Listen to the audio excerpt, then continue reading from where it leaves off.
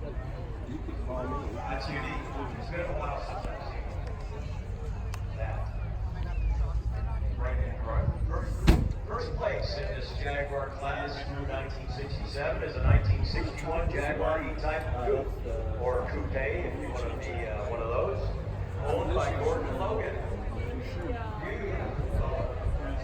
I like that charcoal gray with the burgundy red interior. That's just a classic combination. Do we have a special award for best his and hers hat? Do we have that one? Well, we don't have it today, but we'll certainly give it to you. Congratulations. Yeah, absolutely.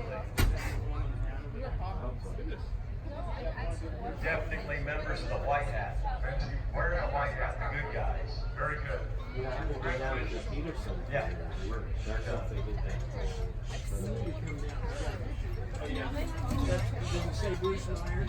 Okay, so now we're into British sports cars, 1946 to 75.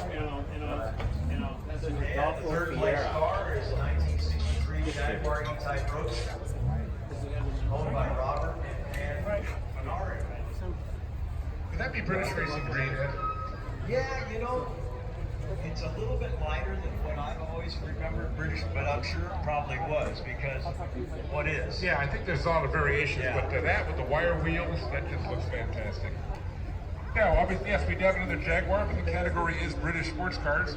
This is a 1955 Jaguar, our second place winner. It's an XK 140 OTS, owned by Robert Huntington. And 140, of course, the projected top speed. They went 120, 140, and 150.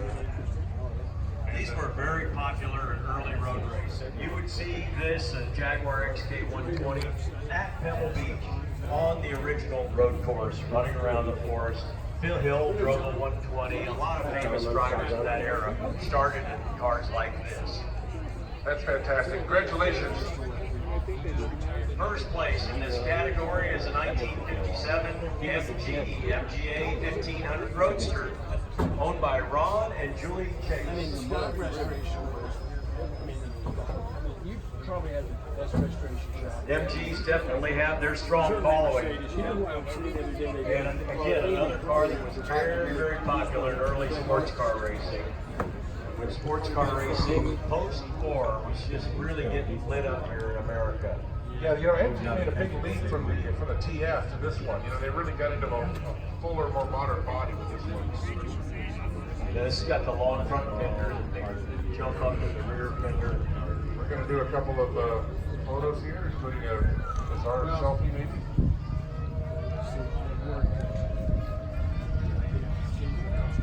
Congratulations, thank you.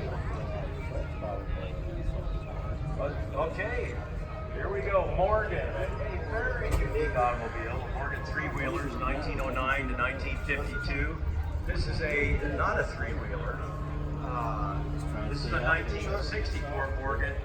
It's a plus-four broadhead owned by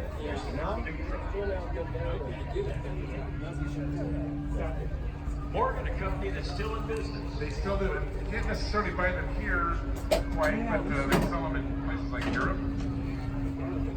Here's another Morgan from a name that we played at car shows locally. This is our second place car.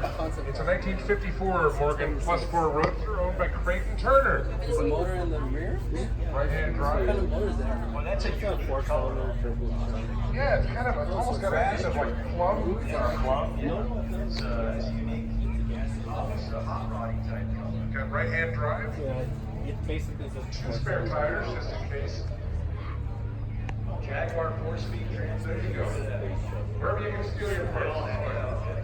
And a giant Jaguar style steering wheel. Yeah, it's the whole thing. Didn't have power steering. First place, the 1970 Morgan T8 Roadster, owned by Fred and Carolyn Klein. This is 1970. So you can see this looked very similar to the 1954 and the 1964. And it really looks very similar to the current Morgan. You know, that's what's the beauty of it. Is the current one that you can buy, it's kind of a modern interpretation of that smooth shape. Yeah, they did change their design.